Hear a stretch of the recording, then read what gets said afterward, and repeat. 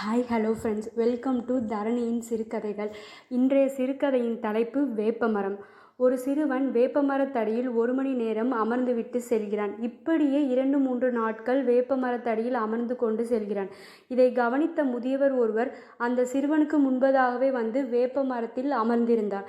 அந்த சிறுவனோ தினமும் போல வேப்பமரத்தில் அமர வந்தான். அப்போது முதியவர், தம்பி, நானும் தினமும் பார்க்கிறேன், இந்த வேப்பமரத்தடியில் 1 மணி நேரமாவது அமர்ந்து விட்டு செல்கிறாய்.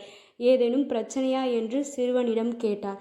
அதற்கு சிறுவனோ, தாத்தா, எனது வீட்டில் தினமும் 3 வேளை உணவிற்கே கஷ்டப்படுகிறோம். அதை எண்ணி நான் வருந்துகிறேன் என்றான். முதியவர், நான் உன் வறுமையை போக்க ஒரு வழி சொல்கிறேன், செய்கிறாயா என்று கேட்டார். அதற்கு சிறுவனோ, நான் செய்கிறேன், கூறுங்கள் தாத்தா என்று கூறினான்.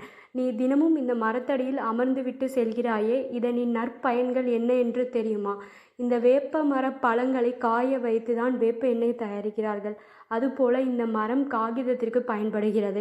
வேப்ப மர இலைகள் மருத்துவத்திற்கு பயன்படுகிறது.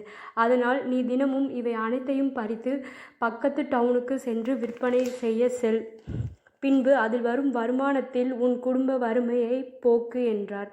சிறுவனோ பெரியவர் சொன்னது போல் தினமும் அவைகளை பறித்து பக்கத்து டவுனிற்கு விற்பனை செய்ய செல்கிறான். அதில் வரும் காசுகளை வைத்து அவன் குடும்ப வறுமையை போக்கினான்.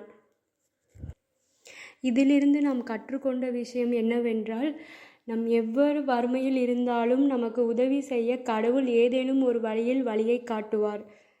நன்றி.